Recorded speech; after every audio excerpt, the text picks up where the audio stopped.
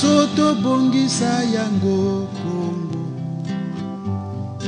Congo ekolo monene tobosana te. Bienvenue à votre émission La politique en marche. Bonsoir mesdames et messieurs.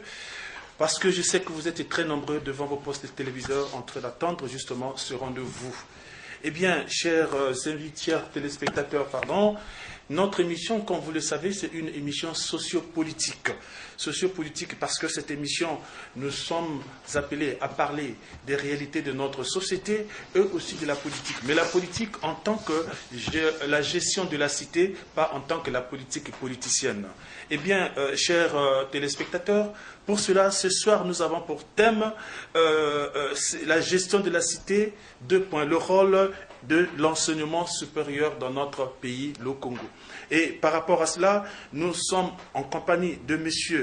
Mbele Jean Didier, qui est professeur de sociologie, je crois bien, de psychologie, permettez-moi, à l'université Marien-Ngouabi. Alors, je crois que c'est à ce titre qu'il est avec nous. Sinon, lui-même, je crois qu'il est bien placé pour nous dire sur quel titre il est avec nous. Bonsoir, M. Mbele. Bonsoir, monsieur le journaliste. Alors, M. Mbele, je dis tout à l'heure, vous êtes professeur de psychologie ici à l'université Marien-Ngouabi, puisque pour les besoins de la cause, je voudrais bien rappeler aux téléspectateurs que ici nous sommes dans les locaux de l'université Marien-Ngouabi, plus précisément à Bayardel. Alors, M. Mbele, vous êtes là comme professeur ou parce que nous avons remarqué quelque chose au sein de votre structure ici, il y a un silence absolu. Et à quoi est dû ce silence? Merci, monsieur le journaliste. Merci, Gildas Ngolendele. Je suis Jean-Didier Mbele, enseignant-chercheur à l'université Marien-Ngouabi, psychosociologue de formation, formé à l'université Lumière Lyon 2 en France. Le silence que vous constatez parce que nous sommes en grève. Nous sommes en grève parce que l'université congolaise va mal. Nous sommes en grève depuis le 7 septembre 2018. Si vous voyez que l'établissement ou l'ensemble des établissements de l'université Marien-Ngouabi est fermé, c'est parce que nous sommes en grève. Nous sommes en grève pourquoi? L'université Marien-Ngouabi, c'est 11 établissements, 5 facultés, 4 écoles et 2 instituts. Et au moment où je vous parle, l'université Marien-Ngouabi va mal. Alors, mais M. Mbele, vous dites que l'université Marien-Ngouabi va mal, mais entre-temps, vous êtes enseignant-chercheur justement au sein de cette institution. Alors, pour quelles raisons dites-vous que l'université Marien-Ngouabi va mal? L'université Marien-Ngouabi va mal parce que nous travaillons sans être payés.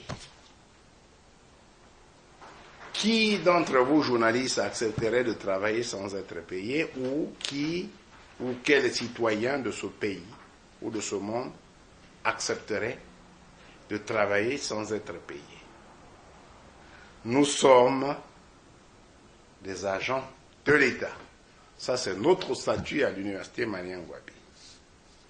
Mais nous avons constaté une certaine injustice entre les agents de l'État, de la fonction publique et ceux de l'université Marien-Ngouabi ou ceux que l'on appelle des budgets de transfert. D'accord. Alors, avant que nous arrivions là où vous êtes arrivé, je voudrais que vous essayiez de faire savoir un peu à l'opinion qu'est-ce que vous entendez par université. D'abord parce que souvent c'est des structures que les gens entendent parler de l'existence, de leur existence, mais on ne sait pas exactement c'est quoi l'université Marien-Ngouabi. Bon, l'université de manière générale c'est quoi? C'est un laboratoire, c'est une boulangerie, c'est quoi? C'est un centre de formation ou bien c'est exactement c'est quoi? Merci monsieur le journaliste. Non, l'université c'est pas une boulangerie. Non, mais sinon cela irait de soi. Je vous comprends. C'est journaliste.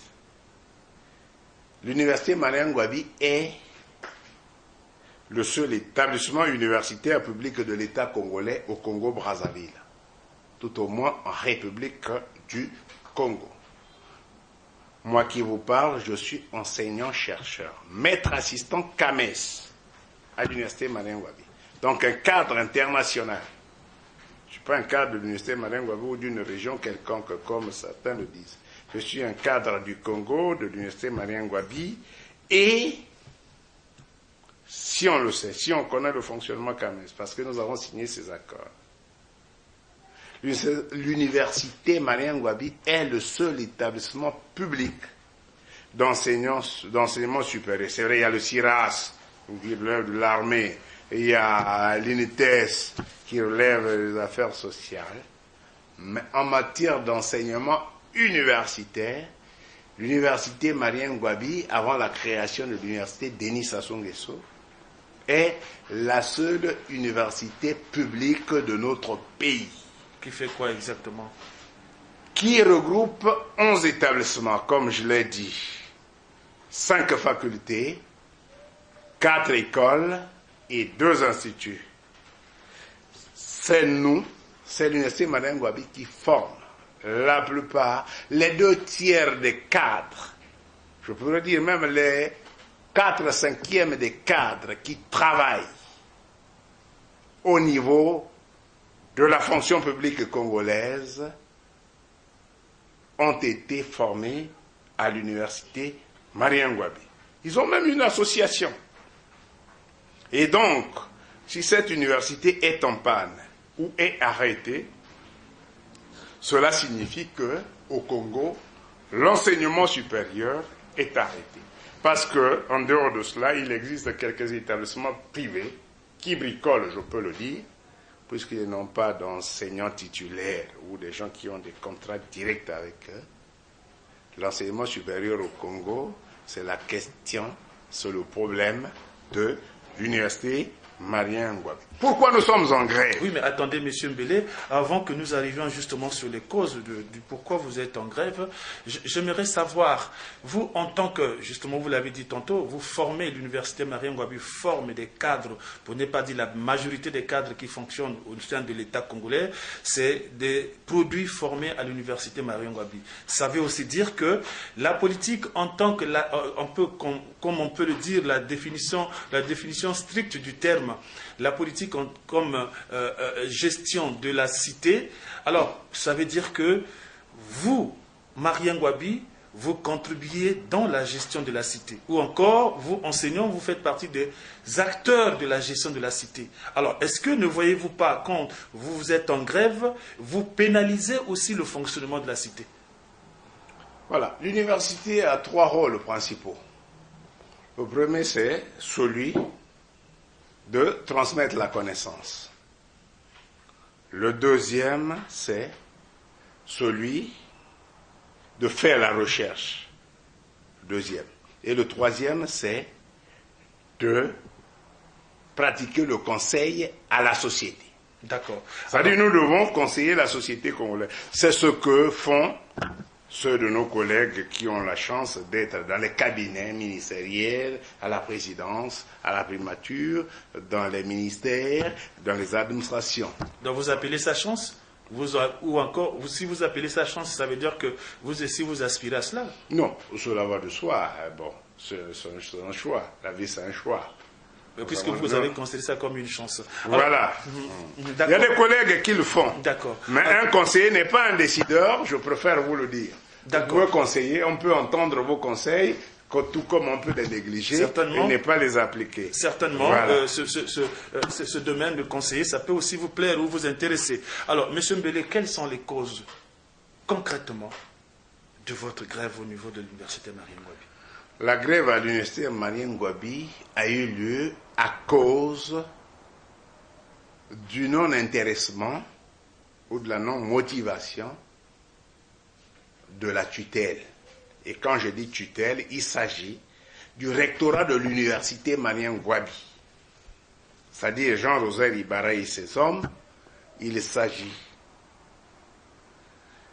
du ministère de tutelle qui nous gère, M. Bruno Itoa, et le ministère qui le gère, le ministère de l'enseignement supérieur. Nous avons fait un préavis de grève depuis le 30 janvier 2017 pour dire à tout ce microcosme tutélien ou universitaire, voilà, à l'université Marien Ngouabi, il y a des problèmes. Et depuis le 30 juin jusqu'à ce jour, nous n'avons jamais été reçus, ni par la direction de l'université Marien Ngouabi, qui est donc le rectorat. Le rectorat, cela va de soi, oui. Ni par notre ministère de tutelle, dans le ministère de l'enseignement supérieur. Okay. Aucune réception.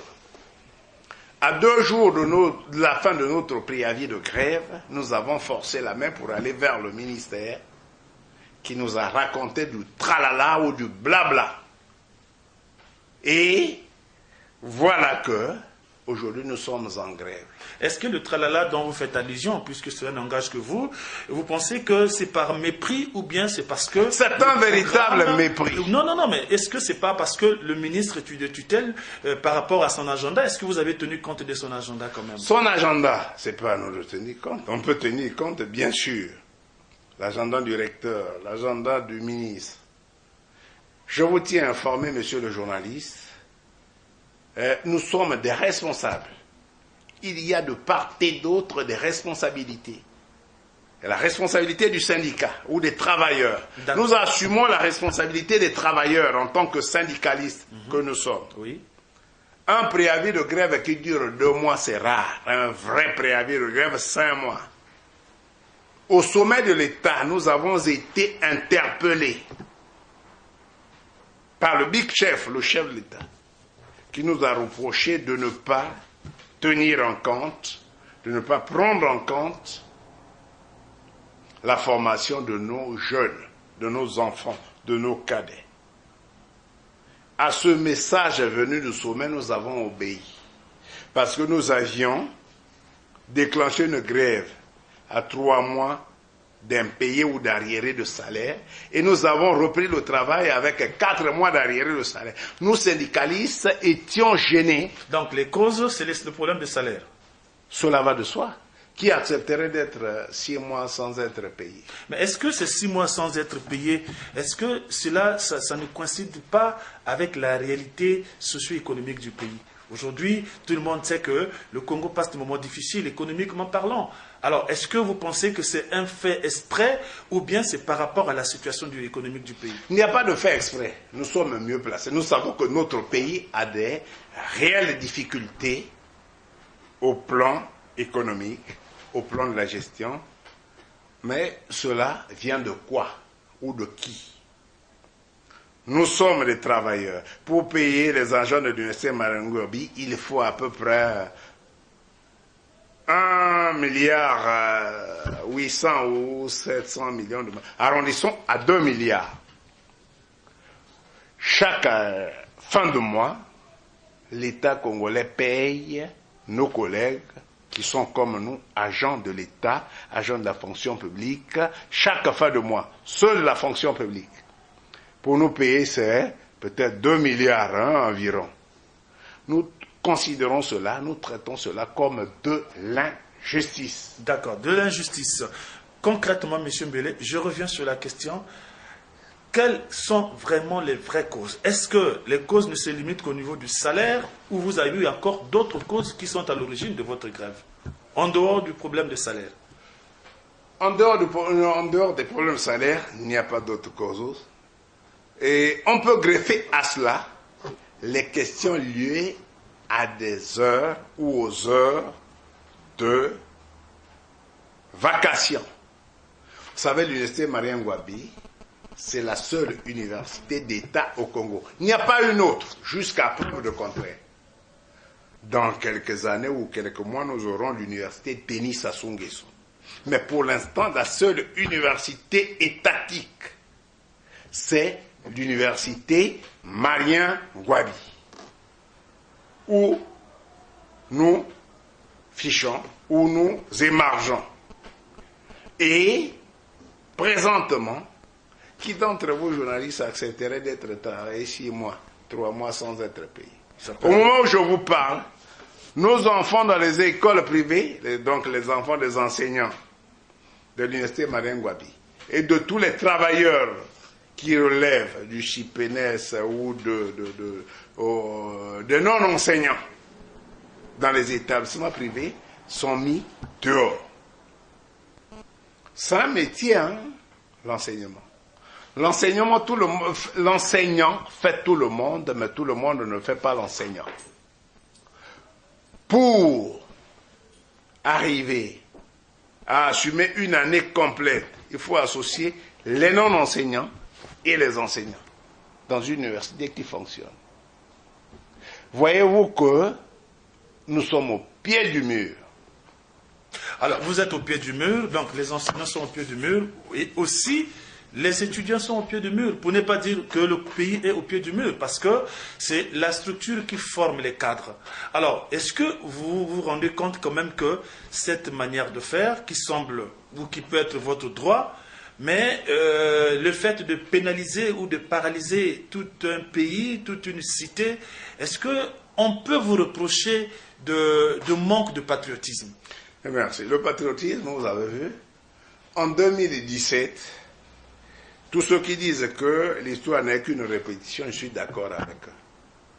En 2017, nous avions fait une grève qui a duré 4 mois. Quand nous sommes allés en grève, on nous devons 3 mois de salaire. Et nous avons repris le travail avec 4 mois d'arriéré de salaire. Certains de nos collègues, enseignants, travailleurs ont dit, vous êtes d'une mollesse exceptionnelle. Pourquoi? Parce que on a déclenché une grève à 3 mois de salaire impayé et nous reprenons le travail avec 4 mois de salaire impayé. Ça nous a beaucoup touchés. Même la direction du collège intersyndical. Mais ce n'est pas notre faute. On n'aimerait pas être trompé 2 fois. Que le rectorat, que notre tutelle sache que cette fois, ce n'est plus comme une grève de l'ancien temps.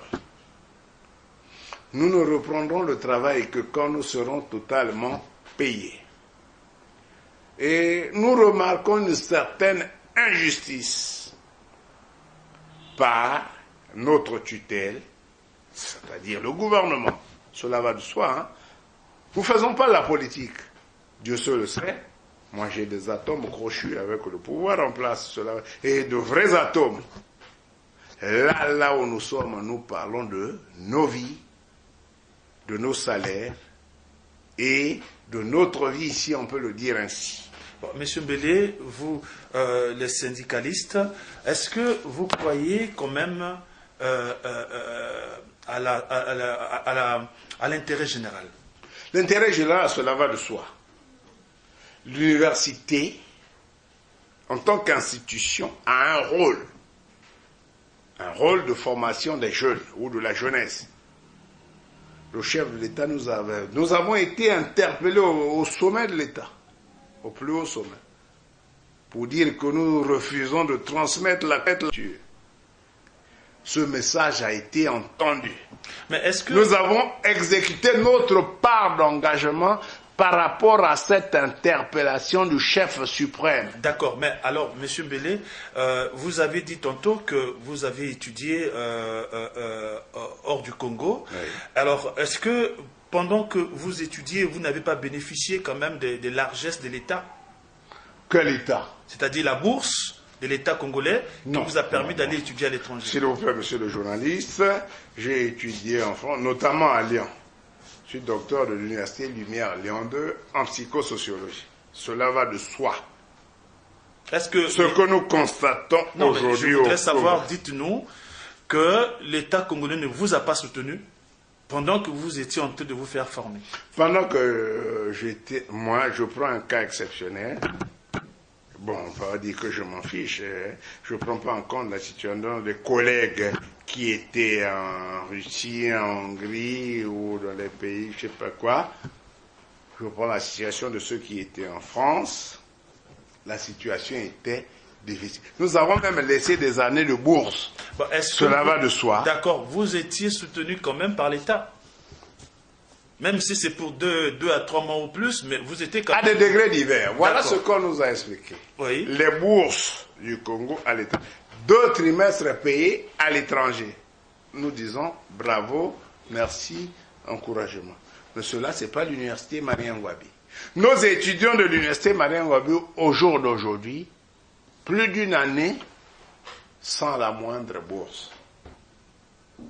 Je ne suis pas un syndicaliste étudiant, je suis un syndicaliste des enseignants de l'université Marien Ngouabi. Que pouvons-nous faire pour reprendre le travail? Non, ne soyez pas, on ne va pas plus vite que ça. Voilà. Alors, vu tout ce que vous venez de énumérer, les causes et tout ça, est-ce que vous voyez quand même, vous êtes conscient des conséquences que cela peut entraîner dans notre pays en ce qui concerne la formation des élites en devenir, en ce qui concerne le bon fonctionnement de notre État? Les élites en devenir, c'est nous qui les formons. Ben oui. Il existe des responsabilités de part et d'autre. La part de nous, enseignants, nous avons l'obligation, la responsabilité de leur donner les conditions pour étudier. Et vous, quel est votre devoir vis-à-vis de l'État alors? Notre devoir vis-à-vis de l'État, c'est de former les jeunes, d'assumer nos responsabilités. Et maintenant, si l'État congolais, vis-à-vis de nous, ne nous donne rien, qui accepterait de travailler bénévolement dans ce pays? Ne nous donne rien pour payer nos loyers. Oui. Nous avons des collègues qui meurent. Là, nous avons 2 ou 3 veillées. Au plan syndical, nous devons nous rendre sur l'endroit. Le commanditaire Victorien qui vient de décéder et bien d'autres, qui laissent 6 mois ou 7 mois de salaire à payer. Ça relève de qui? D'accord, M. Mbele. Moi, je pense que ça peut être aussi dû à la situation économique du pays. Alors, M. Mbele, moi, j'ai besoin que vous-même, en tant que syndicaliste, en tant qu'un des acteurs, justement, pour de la gestion de la cité, en tant qu'un des formateurs de l'université Marien Ngouabi, essayez de nous énumérer les conséquences de votre démarche. Si vous êtes conscient, excusez-moi, et que ce que vous faites, ça va dans le sens justement de l'intérêt général, quelles peuvent être les conséquences justement de votre démarche? Bon, voilà, l'intérêt général, c'est quoi? Ça veut dire le capital humain. Mais en dehors du capital humain, il y a le capital social. Vous avez tous les bricoleurs qui vous parlent aujourd'hui du capital humain, oui. Dans du capital humain, il y a le capital social. Il y a au Congo des questions qui relèvent de la société. Ce sont des questions sociétales. Au jour d'aujourd'hui, moi qui suis enseignant, maître assistant Kames, que pouvons-nous faire? Je suis en train de parler des conséquences. Êtes-vous conscient des conséquences que cela ça joue sur la société aujourd'hui, votre grève? Mais nous en sommes conscients. Tous les bacheliers d'aujourd'hui n'ont pas la possibilité de s'inscrire à l'université Marien Ngouabi. Voilà. Il y a des bricoleurs qui ont fait une assemblée ou une séance d'orientation, des gens qui n'ont pas la logique des choses. Faites une séance ou une campagne d'orientation sans prendre en compte ce qu'il y a en aval, c'est du bricolage. Le bricolage. Les gens ne viendront pas à l'université Marien Ngouabi si ceux qui étaient là n'ont rien de constant ou de fixe. Et vous êtes conscient de ça quand même? Nous sommes conscients de ça. Nous sommes conscients donc de notre jeunesse, de nos parents. Je vous ai dit que j'ai beaucoup d'atomes crochus, avec le pouvoir en place. Mais, je n'aime pas le bricolage. Je suis issu d'une société qui n'aime pas bricoler. Moi-même, mes enfants, Jean-Didier Mbele, inscrits dans les établissements privés, on les chasse. 6 mois sans salaire. Vous faites comment? Vous faites quoi? Formons les enfants des autres, mais pas les tiens. Cela va de soi. On peut dire c'est le patriotisme. Mais nous interpellons la tête de l'État qui nous avait interpellés pour dire il ne faut pas refuser de transmettre la connaissance aux générations futures. Et vous avez répondu quoi? Nous avons des preuves. Non, mais quand on vous a demandé, on a sollicité votre indulgence, c'est-à-dire que vous puissiez reprendre, n'est pas refuser de transmettre la connaissance à cette jeunesse ou à cette élite en devenir. Qu'est-ce que vous avez répondu? Maintenant, nous avons répondu, oui. Présent, nous y sommes. D'accord. Et qu'avons-nous fait? Et en contrepartie, vous lui avez dit quoi? En contrepartie, non, nous avons répondu que nous pouvons former les jeunes, et nous l'avons fait. Nous étions en janvier. Mais nous avons des preuves. Nous avons des preuves qu'au sommet de l'État ou au haut sommet de l'État, des instructions avaient été données pour que notre problème soit résolu. Je peux vous rappeler que nous étions le 4 septembre 2017. Tous les bricoleurs ou tous les fossoyeurs, entre tout le tralala qui peut se passer, ils n'ont jamais obéi aux instructions du chef suprême. Alors, donc, si je comprends... Le 4 septembre, des instructions ont été données pour que notre problème ou nos questions soient résolues. Alors, donc, si je comprends bien, M. Mbele, le chef d'État vous avait reçu, il vous avait demandé de reprendre le travail, et il avait donné les instructions à cul de droit à ce que ces instructions soient exécutées. Donc, pour vous, vous pensez que ces instructions n'ont jamais été... Il ne nous avait pas reçus personnellement. D'accord. Bon, nous lui avions écrit. Oui. Il a répondu au cours d'un message devant le Parlement pour dire qu'il ne faut pas refuser de transmettre la connaissance aux générations futures. D'accord. Comme nous sommes instruits, conscients et polis, nous avons entendu ce message. Et nous ne sommes pas arrêtés là. Et nous avons continué.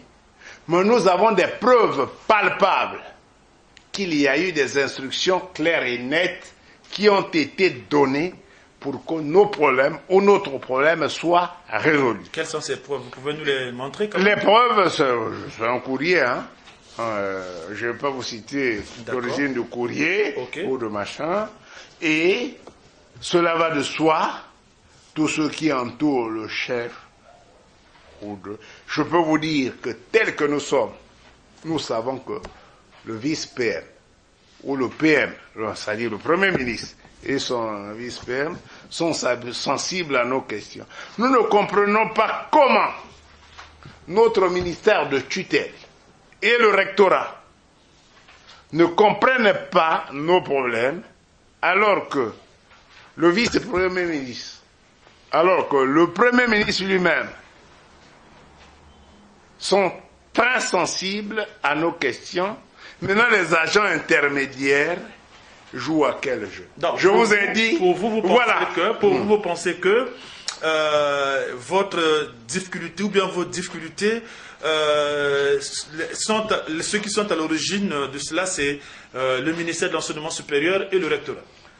Cela relève. Parce que quand vous dites que le Premier ministre et le vice-premier ministre sont hypersensibles à votre situation, ce n'est que ceux qui jouent l'intermédiaire qui semblent ne pas jouer le bon jeu. Alors, ça veut dire que vous les accusez finalement.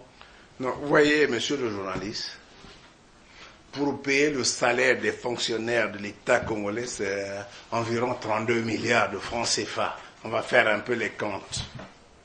Pour nous payer à l'université Marion, c'est peut-être 1 milliard à 800 millions ou 700.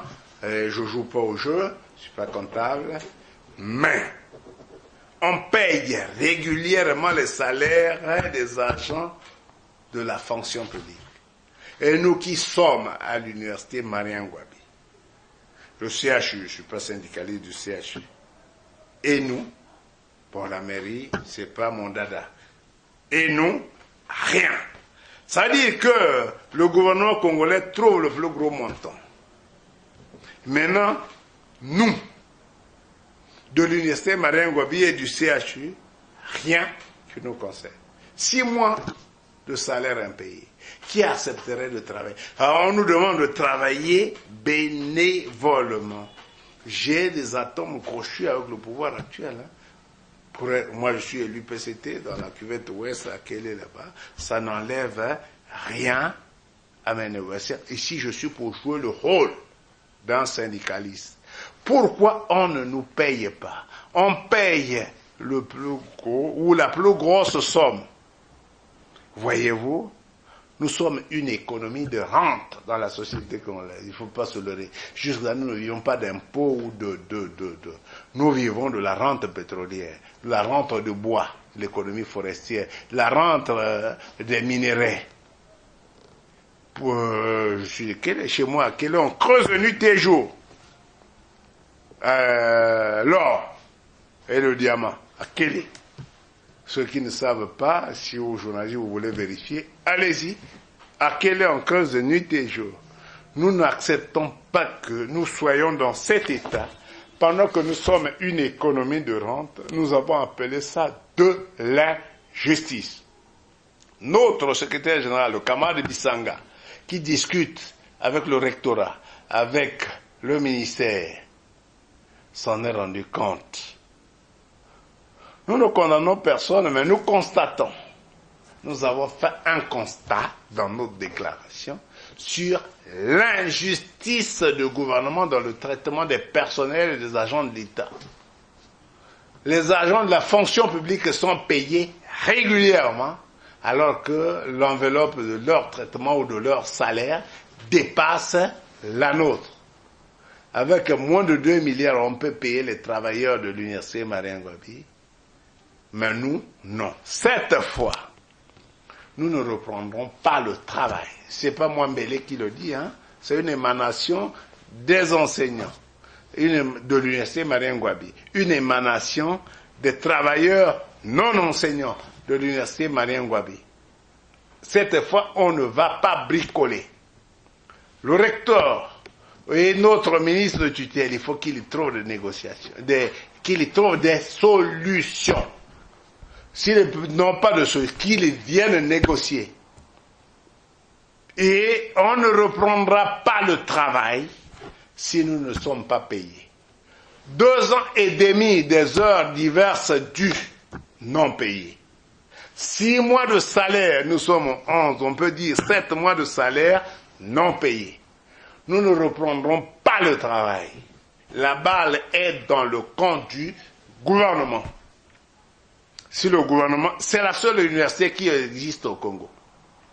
Si alors, le gouvernement... vous profitez justement de cette réalité pour pouvoir vouloir paralyser le secteur de l'enseignement supérieur au Congo.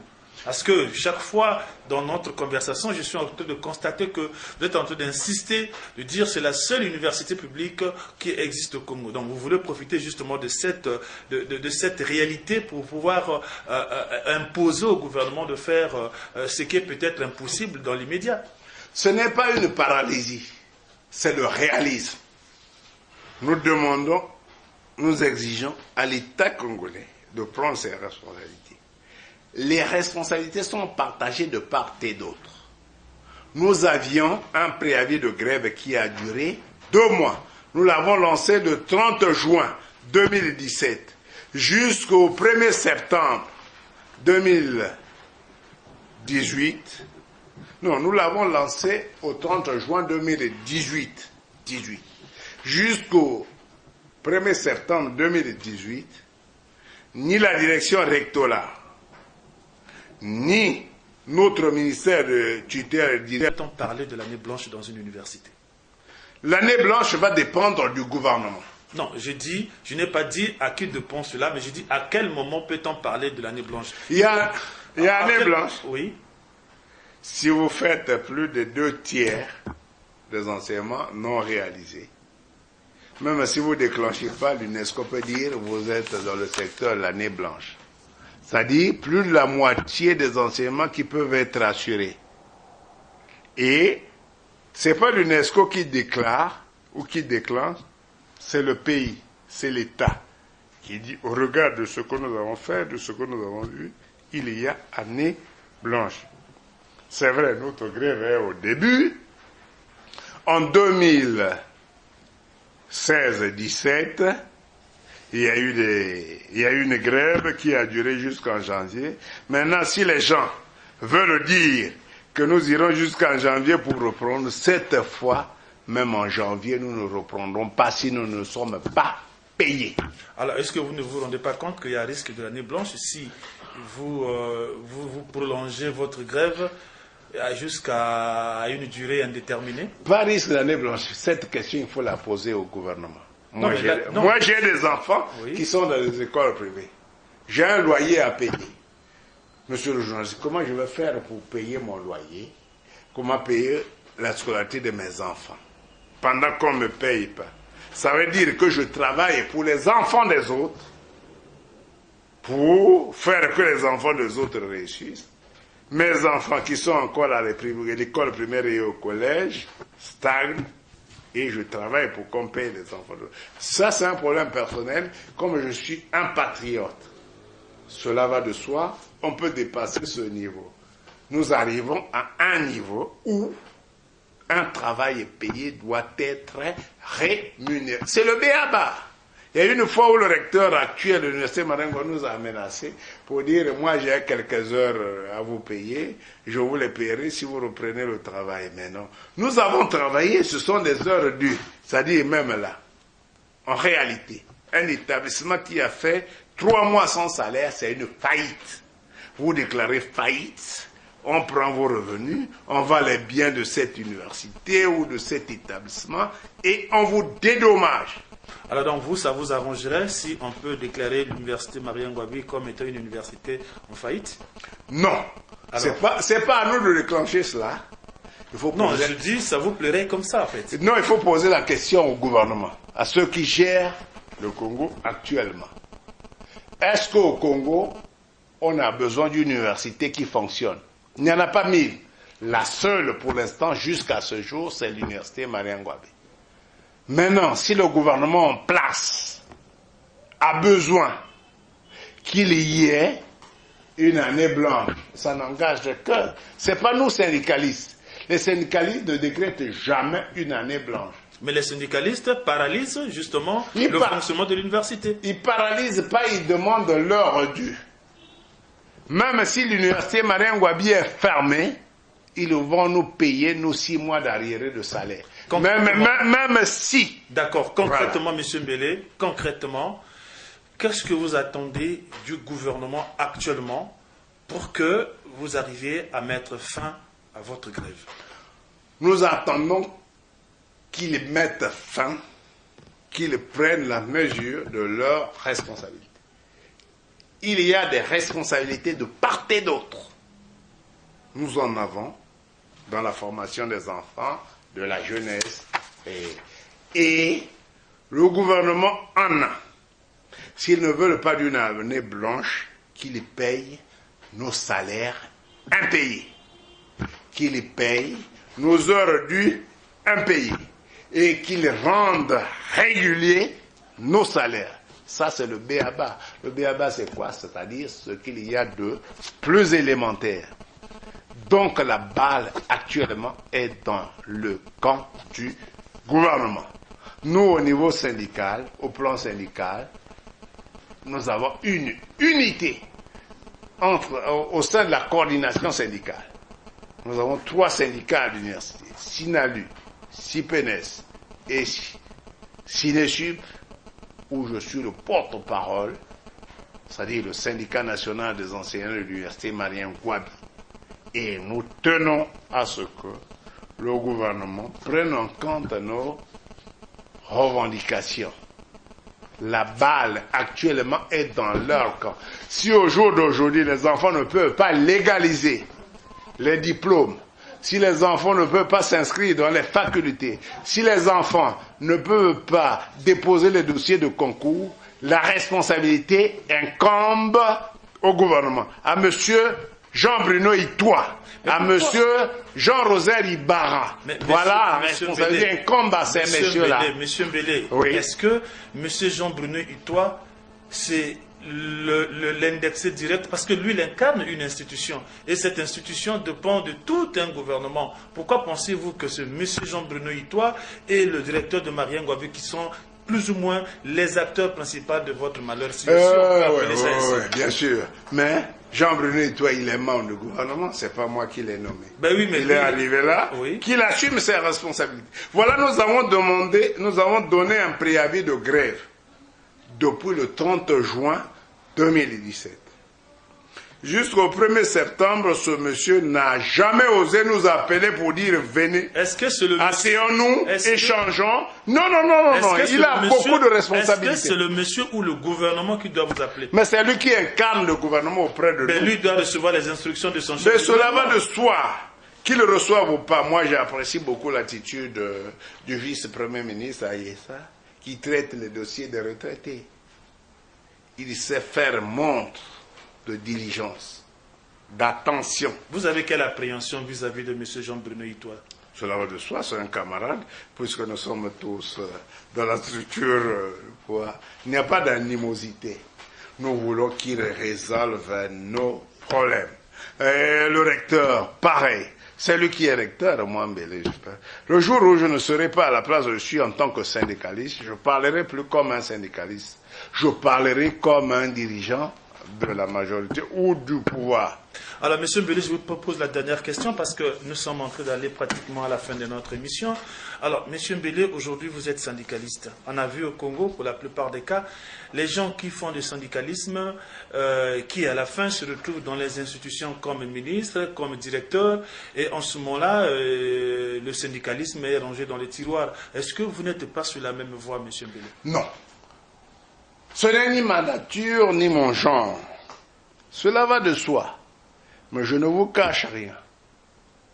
Si un jour, je suis dans les sphères de pouvoir, donc nommé je ne sais pas quoi, je parlerai comme celui qui est nommé. Cela va de soi. C'est ça que nous reprochons. Si tu as été élu, parce que pour être là où je suis, il faut être élu par l'Assemblée des enseignants de l'Université Mariango. Sur le porte-parole, chargé de la communication, moi j'assume mon rôle qui m'a été confié par mes mandants. Maintenant, tous ceux qui ne veulent pas assumer leur rôle, ce sont des tricheurs. On ne triche pas avec la vie. Quand on te met quelque part, assume ton rôle, fais ce que tu as à faire. Et maintenant, si un jour on te déplace, c'est ça qui nous tue. Là, actuellement, l'Université Mariango. Moi j'ai des atomes crochus avec le pouvoir. Cela va de soi. Mais je ne suis pas ici en tant que pouvoir. J'assume mon rôle de syndicaliste. Voilà. Le reste, c'est du tralala. Voilà, M. Mbélé assume son rôle de syndicaliste et il dit à la fin que on ne triche pas avec la vie. Voilà, merci chers téléspectateurs, nous sommes pratiquement à la fin de notre émission. Je veux avant tout remercier M. Mbélé qui a accepté cette invitation pour votre gouverne. Cette invitation a eu lieu justement dans les locaux de l'intersyndical, je crois que c'est comme ça. Et merci aussi du collège intersyndical de l'université Mariango ou des enseignants de l'enseignement supérieur. Alors, merci aussi à toute l'équipe qui a permis la réalisation de cette émission. Donc, à nous revoir. D'ici là, portez-vous bien. Au revoir.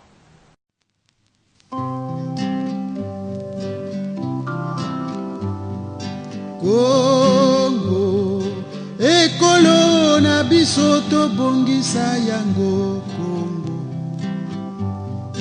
Congo, ekolo monene tobosana te.